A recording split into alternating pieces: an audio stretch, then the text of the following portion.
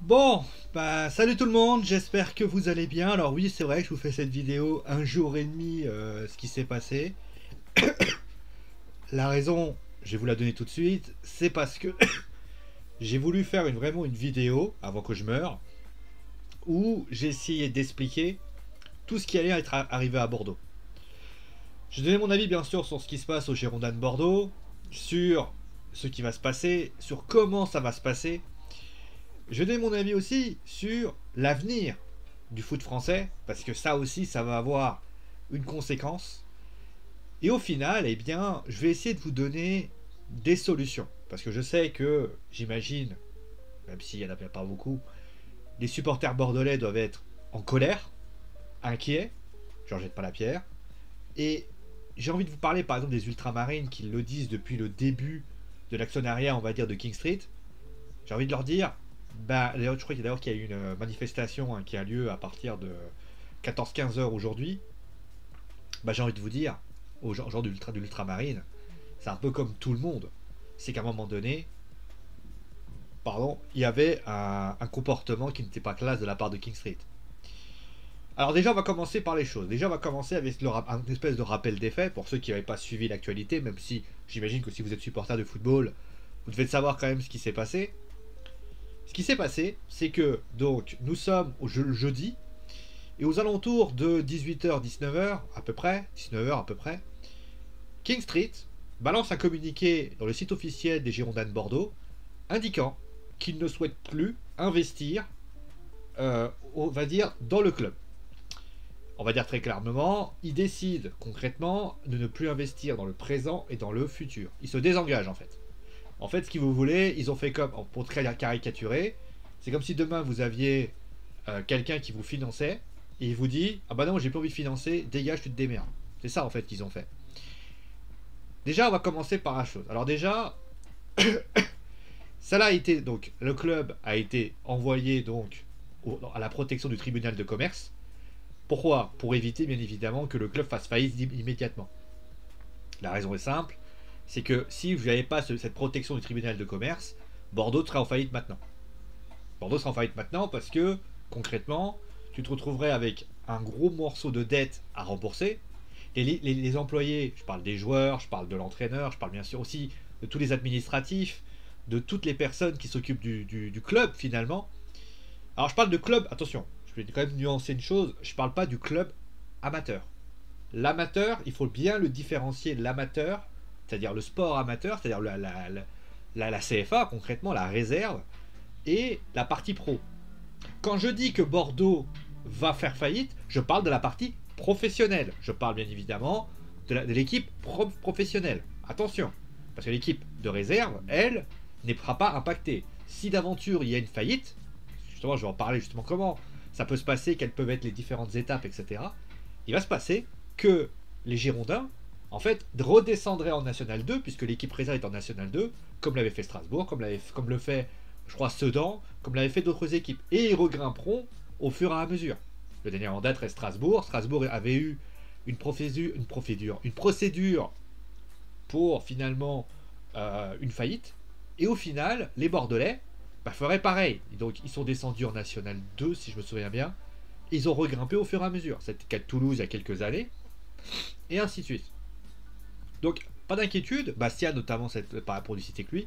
Bastia est tombé en National 2 suite à des problèmes, gros problèmes financiers. Ils sont redescendus en National 2 et on le voit notamment, ils remontent au fur et à mesure. Là, le club est en National et en passe de passer en Ligue 2. Voilà. Alors, maintenant, qu'est-ce qui va se passer? Qu'est-ce qui va se passer? Alors, avant que je vous donne mon avis sur ce que je pense sur la situation bordelaise, déjà, on va commencer déjà par parler de qu'est-ce qui pourrait se passer.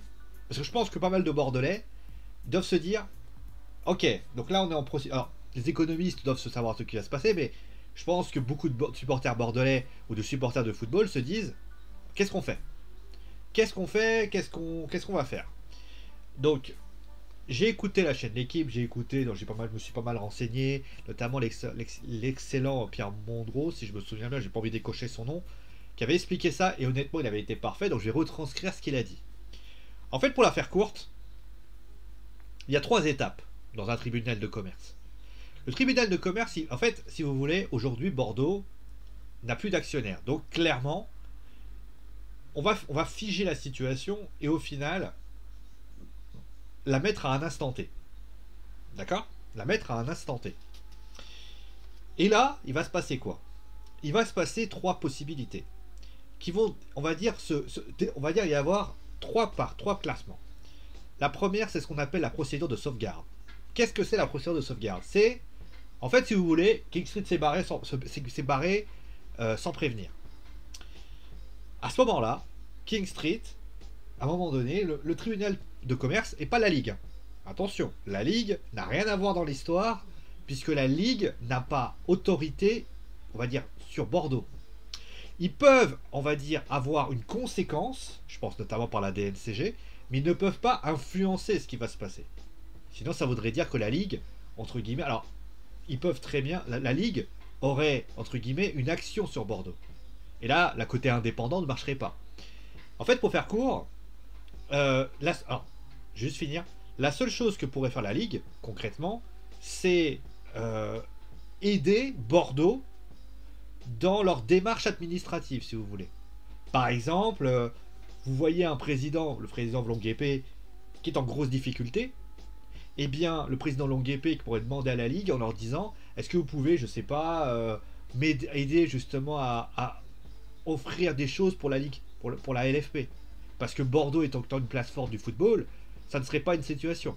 Ils peuvent aussi, par exemple, appuyer sur l'actionnaire. Par exemple, admettons, vous avez, là pour l'instant, c'est vrai que là, les droits télé n'ont pas été pour l'instant influencés pour les prochaines années. Si la Ligue dit, écoutez, nous on peut au moins donner aux Girondins de Bordeaux, on va dire, les droits télé peuvent tourner aux alentours, on a prévu que ça tourne aux alentours de 700 à 800 millions d'euros, déjà tu as une apport. Mais ce n'est qu'un pur manque, mais ils ne peuvent pas, entre guillemets, donner de l'argent à Bordeaux. Attention. Enfin, ils peuvent pas donner, sauf les droits télé, bien sûr. Les droits télé, ça c'est quelque chose qui est dû à Bordeaux. Ok? Ça c'est quelque chose d'important. Donc qu'est-ce qui va se passer? La procédure de sauvegarde, c'est quoi? C'est un peu comme Mediapro. En fait, c'est pour faire court. Vous avez un mec qui va arriver, qui sera mandaté, et qui va prendre King Street et qui va prendre Bordeaux, et qui va les réunir et qui va leur dire maintenant, vous, qu'est-ce qu'on fait? C'est, en fait, c'est qu'est-ce qu'on fait? Est-ce que on peut pas essayer de trouver une entente? Ça peut aller jusqu'à, bon allez, vous remboursez la dette, ou vous remboursez la moitié de la dette, ou vous remboursez la quart de la dette, ou vous remboursez quelque chose. Voire, à la limite, vous restez jusqu'à la fin de la saison, vous payez tous les créanciers jusque-là, et en moins de jours, vous partez. Ce qui pourrait donner, on va dire, à donner, voilà. Tu peux imaginer aussi peut-être King Street qui dit, bon, ok, on veut bien payer la dette, mais on va l'échelonner de suivre différents points.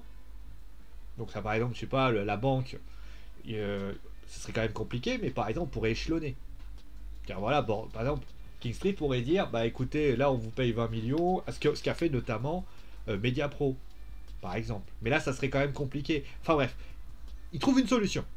Ça, c'est la solution la moins pire, parce que finalement, les employés ne seraient pas virés. Je parle employés, je parle au sens large du terme. Mais les employés ne seraient pas virés. Les joueurs, qui sont les salariés du club, ne seraient pas virés. Et finalement, si Bordeaux est toujours en Ligue 1, le club partirait avec des bases saines. D'accord? Il manquerait toujours un actionnaire, mais à la limite, l'actionnaire, on peut essayer de trouver une solution. Par des ventes, par exemple, tu fais table rase du passé et tu dis voilà, bon écoutez, maintenant vous avez 0 €. Et là, tu pars dans des ventes directes. Tu vois, tu vends au mercato. Je sais pas, tu vends des joueurs à tour de bras et tu répares avec peut-être l'équipe de CFA, pour ainsi dire. C'est une possibilité. Voilà. Donc ça, c'est la première possibilité. La deuxième possibilité, qui est pour moi, et déjà on va passer au deuxième cran, c'est la procédure de redressement judiciaire. La procédure de redressement judiciaire, c'est la procédure c'est encore gérable. Ce qui malheureusement est le cas, c'est que s'il y a le redressement judiciaire, ça signifie malheureusement que tous les employés sont licenciés.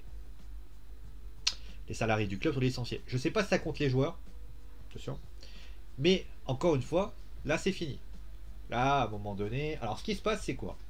Vous avez un mec qui arrive, qui tape dans les finances, et qui regarde qui fait. Il est comme ça.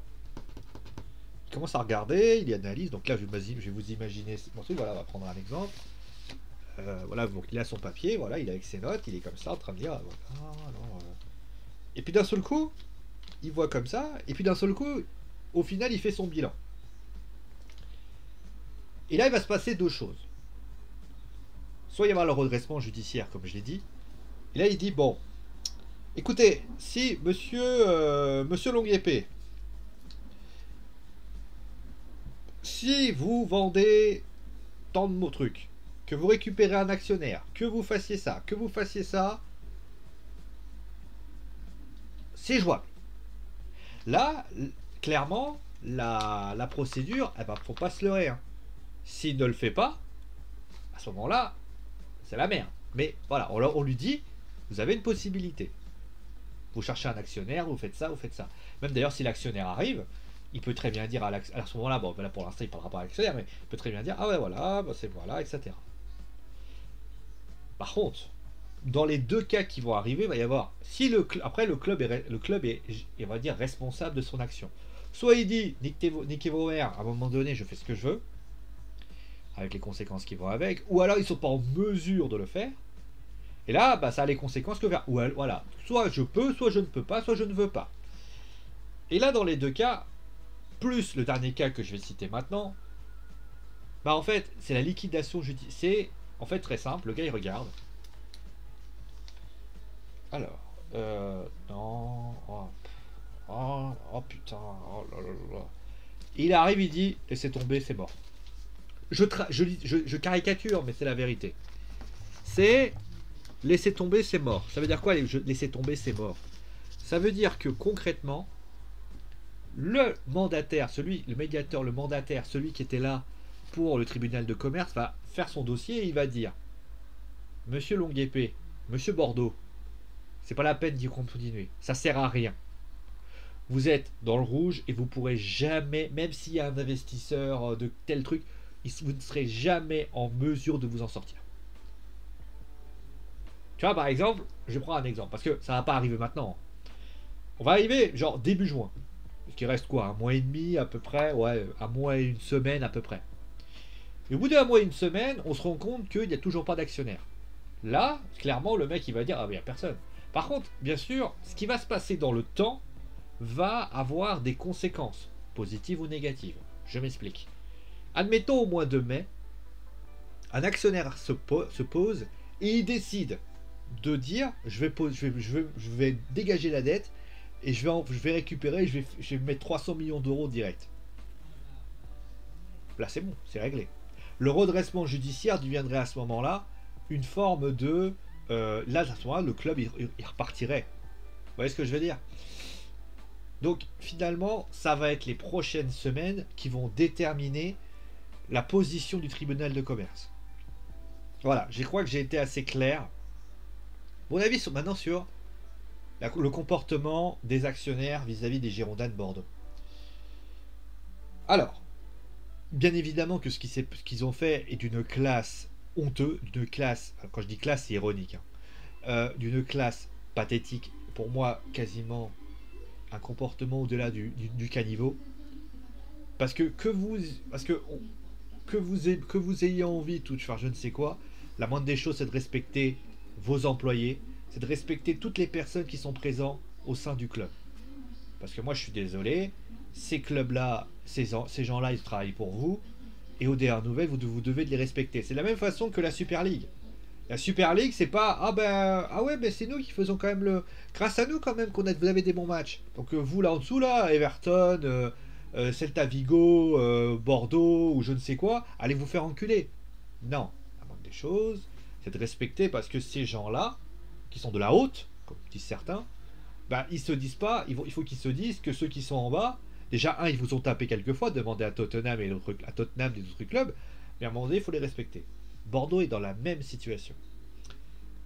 King Street aurait dû faire ça avec classe, mettre le club en vente, parce qu'ils n'avaient plus envie, c'est leur droit encore une fois, hein, et attendre qu'un actionnaire vienne pour l'acheter. Alors, d'après les informations que j'ai, ils ont essayé de trouver des moyens et aucun n'a été satisfaisant. Et à partir de ce moment-là, ils ont eu marre, ils ont vendu. Mais moi, ce que j'ai du mal à comprendre, c'est pourquoi le timing? Pourquoi ce timing? Pourquoi vouloir tellement vendre aujourd'hui? Pourquoi annoncer le 22 avril que tu veux plus être actionnaire du club? Ça, c'est le timing pour moi, il est. Alors certains diront il est inadmissible. Parce que aux dernières nouvelles, j'estime que quand vous êtes actionnaire, vous devez tenir au moins toute la saison.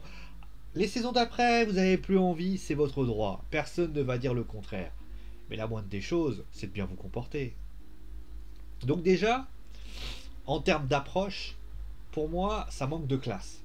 Ça manque de classe et ça manque de qualité par rapport à ça. Maintenant, ceux qui se tombent des nues, parce qu'il y en a beaucoup qui sont tombés de leur chaise, alors peut-être sur le timing, mais pas sur les faits, j'ai envie de dire que si beaucoup sont surpris, parce que j'ai vu des gens assez surpris qui se sont dit tiens, Bordeaux c'est incroyable et tout, faut pas oublier, moi je suis, quand j'ai vu que Bordeaux avait été poum, dégagé, bah, j'ai envie de dire, j'ai été globalement pas surpris.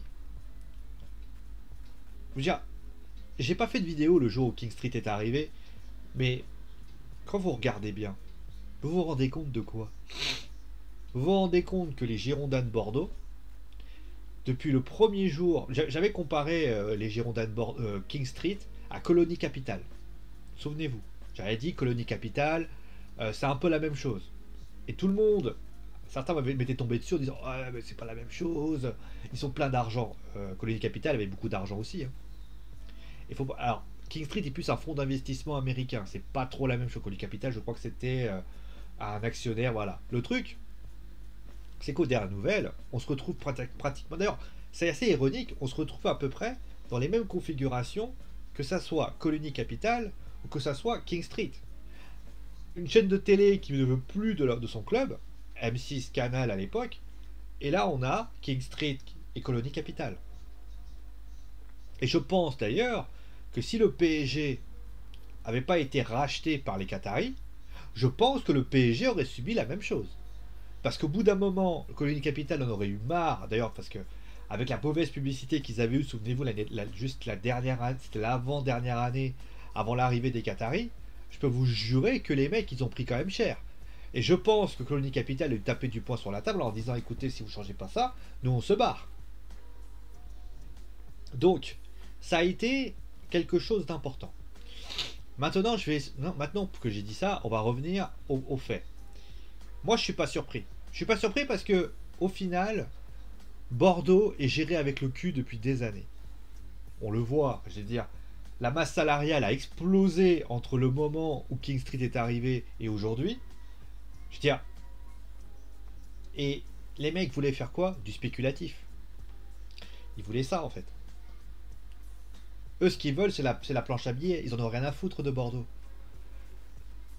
Quand ils ont acheté Bordeaux, que les capitales qu'ils ont acheté Paris, ils s'en battaient les couilles du PSG. Eux, ce qu'ils voulaient, c'était le Parc des Princes. Quand le Parc des Princes, ils n'ont pas pu l'avoir, ah bah bizarrement, ils ont changé d'avis. Hein. Donc, à un moment donné, c'est comme ça que ça marche. Alors tu vas me dire, oui, mais les Qataris aussi, ils ont des choses. Oui, les Qataris ont un intérêt. Les Qataris, c'est parce que c'est l'image, etc., pour pouvoir s'expanser, l'aspect politique, etc. Sauf que, d'un point de vue bordelais, depuis le premier jour, Bordeaux n'a ne cesse que voulu mal se comporter. Donc c'est pas étonnant. Le timing est étonnant parce que moi je m'attendais absolument pas à ce que ce soit maintenant, je m'attendais vraiment à ce qu'il dégage en fin de saison. Mais pardon, j'estime que cela a eu cet effet-là. On va arriver maintenant à qu'est-ce qui pourrait arriver. Est-ce que j'ai énuméré finalement les différentes capacités. Bordeaux peut-il se ressaisir? Est-ce que Bordeaux peut-il se ressaisir? Honnêtement, oui. Parce que Bordeaux est quand même une place forte du football. C'est pas une petite équipe. Je veux dire, c'est pas à Sedan, tu vois. Bordeaux, ils ont quand même un gros palmarès. Ils savent quand même ce qui passe. Et il y a quand même des clubs, des joueurs qui seront intéressés, ou plutôt des entreprises qui sont intéressées par l'équipe. Le truc, c'est que d'un point de vue timing, j'ai peur, et vraiment peur, parce que là, aujourd'hui, j'aurais dit Bordeaux, grosse ville, etc. Sauf que le problème, c'est qu'on est en pleine période de Covid-19. Et comme on est en pleine période de Covid-19, je voudrais bien être une petite souris pour savoir celui qui va réussir à venir, éponger la dette, et en plus de ça, investir dans le club. Parce qu'imaginez, parce qu'il faut bien que vous mettiez ça dans la tête. Vous êtes actionnaire, vous êtes une entreprise. On va prendre n'importe quelle entreprise. L'entreprise, elle vous dit, vous êtes une entreprise, vous arrivez devant une maison. La maison, elle vous dit, voilà, bonjour monsieur, etc. Donc vous faites en sorte que ce soit beau, etc. Et le gars te dit, alors, voilà, alors combien je vous dois? Ah, mais vous me devez 1 euro. Dans un sens, c'est ça, puisque King Street l'a vendu, dégage pour 1 euro. Mais il va te dire, après, vous acceptez. Ah, c'est bien. Vous filez la pièce de 1 euro. Il s'en va. Il prend ses affaires. Ah, bonjour, bonne journée à vous. Hein, il se casse. Parce que c'est ça qui se passe, hein, concrètement. Sauf que le jour où il se pose, bah, il se rend compte que, en fait, il reprend. En fait, il y a quelqu'un qui toque à sa porte. Bonjour monsieur, je suis monsieur prêt garantie état. Attendez, je vais me cacher parce que j'ai mal à la gorge. Voilà, je parle beaucoup. Je suis prêt garantie état. Je suis le prêt garantie état. Je vous ai donné de l'argent. C'était bien me ramener. Bonjour monsieur, je suis monsieur, je sais pas qui. Je vous ai demandé, et finalement, le gars qui rentre dans la maison, il se dit, putain, j'ai déjà 70 millions d'euros de dettes à avoir. Je voudrais bien être une petite souris pour savoir celui qui osera dépenser. On va dire, là, il faut déjà qu'il remette ça. En période de Covid-19. Des Qataris ou des Saoudiens ou des Émirats ou de je ne sais quelle planète, ça existe, ça court pas les rues. Donc là, clairement, c'est quand même compliqué. Donc, la marque bordelaise peut s'en sortir. Parce que la marque bordelaise est forte. Elle s'est dévaluée au fil des années parce que les résultats étaient insuffisants, même si quand même une Europa League il n'y a pas longtemps. Mais, dans les faits, moi je trouve que c'est quand même pas mal. C'est quand même pas mal. T'as quand même des belles choses, t'as un centre de formation, t'as des choses comme ça. Voilà. Et ça, c'est la première chose à dire. Donc, il y a quand même. Donc, est-ce que je suis inquiet pour Bordeaux? Bah, la réponse, la conclusion de cette histoire, elle va être très simple. C'est que moi, de mon point de vue, je pense que je suis aussi inquiet pour Bordeaux que pour tous les autres. Et je pense que les solutions, on va les prendre directement. Quelles sont les solutions qui, justement, pour permettre à ce que se passe à Bordeaux n'arrive jamais pour d'autres clubs? Parce que le problème, il est quoi? C'est qu'au fil des années, on découvre quoi? On découvre des actionnaires qui arrivent, qui achètent un club et qui se disent ah bah j'ai acheté le club, ah bah j'ai plus envie. C'est d'ailleurs ce que je trouve quand même assez étonnant, c'est qu'est-ce qui s'est passé il y a quelques années. Alors ce n'est pas le même contexte pour ainsi dire. C'était le Racing Club de Lens. Souvenez-vous du Racing Club de Lens. Le Racing Club de Lens était géré alors par Hafiz Mamadov, si je me souviens bien. Donc Martel vend le club à ce mec. Il reste 1 an et juste après, je crois qu'il y a des problèmes avec le fils de l'Azerbaïdjan. Enfin, c'est le bordel. Et au final, il refuse de vendre le club parce qu'à un moment donné, voilà. Et c'est la merde. Et le Lens est à 2 doigts de la faillite. Je sais pas si vous vous souvenez de ça. À aucun moment, j'ai vu les autres clubs se solidariser. Déjà, la première chose à faire, ce sera peut-être une solidarisation. Une solidarité, en fait.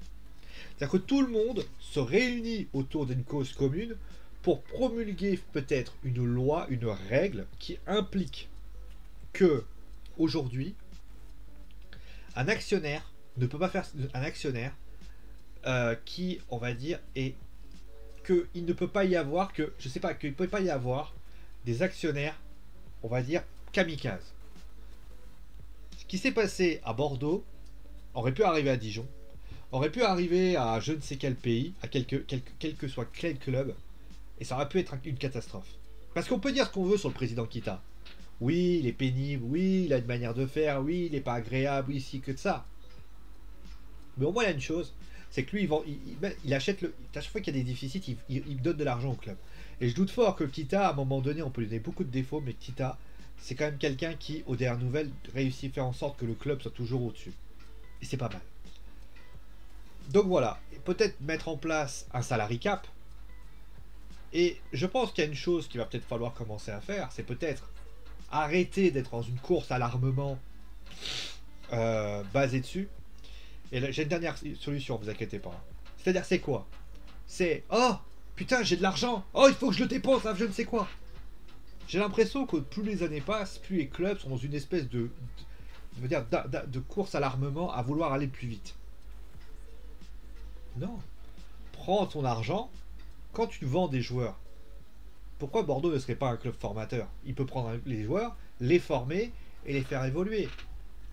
Je précise quand même que Lille prend des joueurs, vend des joueurs, récupère des joueurs, vend des joueurs. C'est une politique particulière, mais elle marche. Donc voilà. Et puis la dernière possibilité, moi je pense, alors c'est, on va dire le modèle allemand, c'est le fameux technique du 50+1. Qu'est-ce que le 50+1, vous me direz-vous? Le 50+1, il consiste à dire que un club, quand tu le rachètes, tu ne peux pas acheter plus que 51%.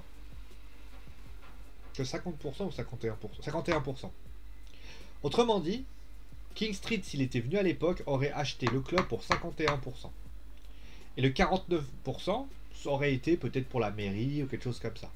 Autrement dit, et si tu dois attendre, je crois, une vingtaine d'années pour, au final, avoir la possibilité de le faire. Voilà.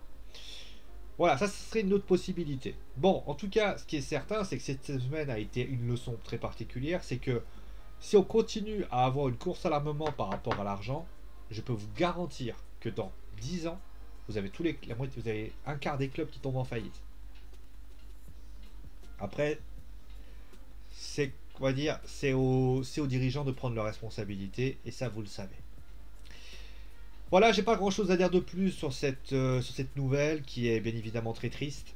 On pense bien évidemment à tous les salariés de Bordeaux, bien sûr, qui bien sûr vivent des moments difficiles. J'imagine les joueurs qui aussi doivent faire un match très important contre Lorient et qui malheureusement vont devoir aller là-bas avec la boule au ventre. Voilà, c'est comme ça. En tout cas, merci de cette émission, portez-vous bien et vive le football. En tout cas, vive le football tel que l'on aime. Allez, bisous tout le monde.